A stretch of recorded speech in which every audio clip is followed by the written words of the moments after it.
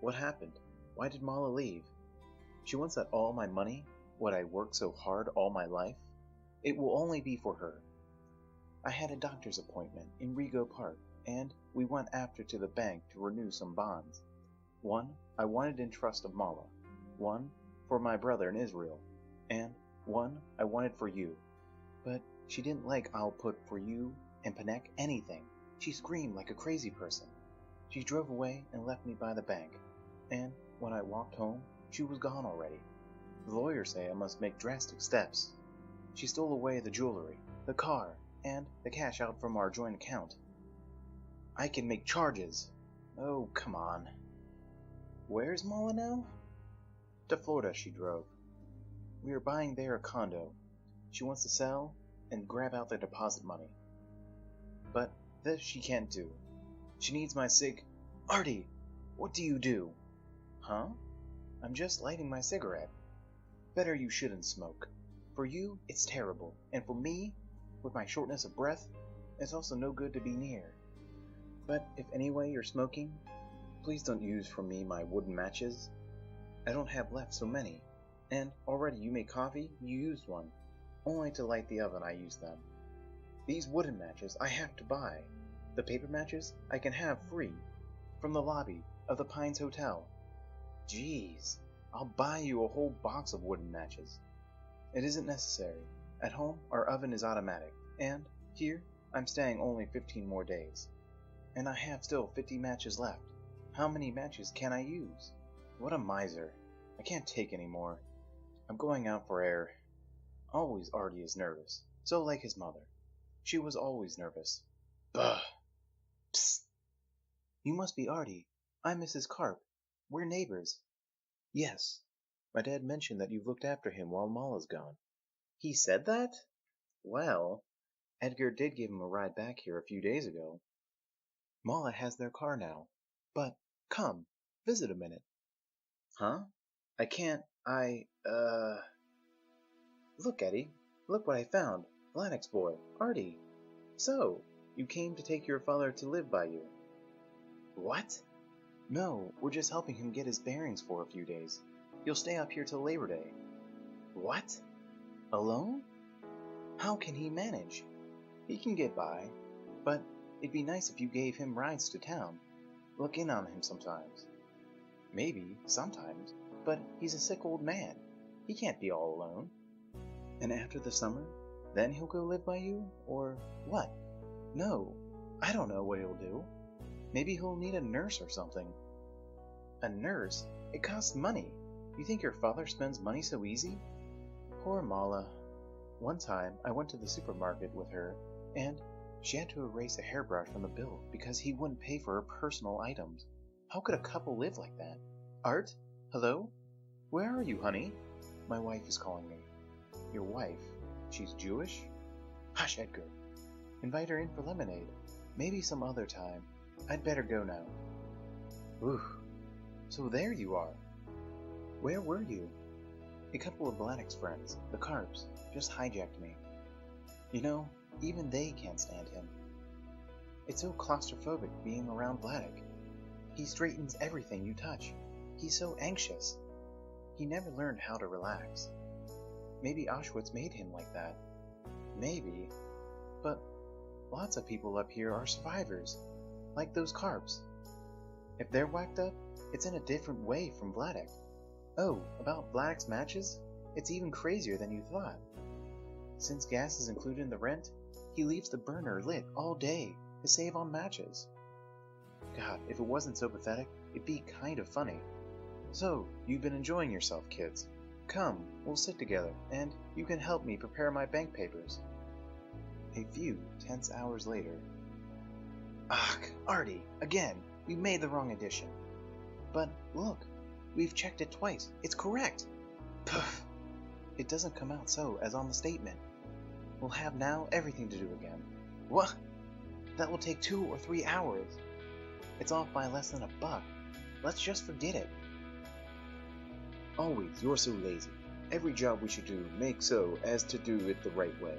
Lazy? Damn it, you're driving me nuts. Wait, why don't you take a break?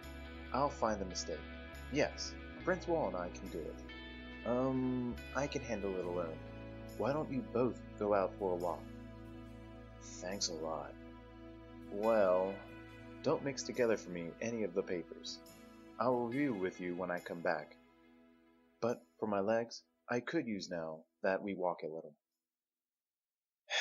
Okay, I'll get my tape recorder, so today isn't a total loss. What are your plans now, Pop? We'll walk over to the Pines Hotel, and then back. I mean, in general. Now that Mala is gone, maybe we'll together stay to the end of the summer here. It's so beautiful. I told you, Francois and I can only stay through the weekend. So, then when you go back, I also will go. What have I here to stay all alone? And then? No, maybe you'll want with me in Queens to stay. To have you with me, it's always a pleasure. Remember, my house, it's also your house too. I'm sorry, Pop. I don't think it would work out. I mean, we've got our own place to live, and, yes, you don't have to answer now, only to think of it. Can I ask you more about your past? About Auschwitz? Of course, darling. To me, you can ask anything. Well, what happened when you and Mom arrived there, and were separated? When we came, they pushed in one way the men, and somewhere else the women. Out! I waved very fast goodbye to Anna. But you understand, never Anna and I were separated. No? No. The war put us apart, but always, before and after, we were together. Not so like Mom, who grabs out my money. Auschwitz, Paul. Tell me about Auschwitz. Auschwitz was in a town called Oswiecim. Before the war, I came often here to sell my textiles, and now I came again. We came to a big hall, and they shouted on us. Get undressed! Leave all your valuables! Line up! Schnell! I was, at that time, still with my friend, Mandelbaum. They took from us our papers, our clothes, and our hair. Psst! What's going to happen to us? Don't worry. We were cold, and we were afraid. If they brought you here, they'll put you to work. They're not ready to kill you, yet. What about our wives, and our... Shut up, Yids. To the bathhouse, quick. Everywhere we had to run. So like joggers, and they ran us to the sauna. It's freezing. Just thank God it's not gas. Here it was the live showers. Not the dead gas showers, what we heard sometimes rumors. In the snow, they threw to us prisoners' clothing. Schnell! Schnell! Schnell! They never even looked on what size they threw. One guy tried to exchange. Excuse me, these shoes are too small. Maybe now they'll fit. The shoes were wood shoes. I was a lucky one. Everything fitted me a little, only the shirt was torn and too big for me. They registered us in. They took from us our names, and here they put me my number. All around was a smell so terrible, I can't explain. Sweetish, so like rubber burning, and fat. Uncle! Uncle! When we came inside the gates, someone ran to us from far away. Here was Abraham, Mandelbaum's nephew. So, Uncle, you've ended up here too. You told us to come. You wrote to us how happy you were in Hungary, that we should join you right away. Well, here we are.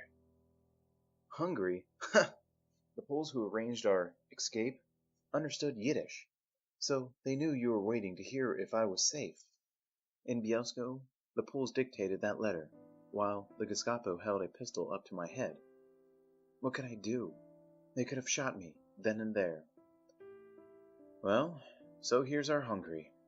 And there's only one way out of here for all of us, through those chimneys.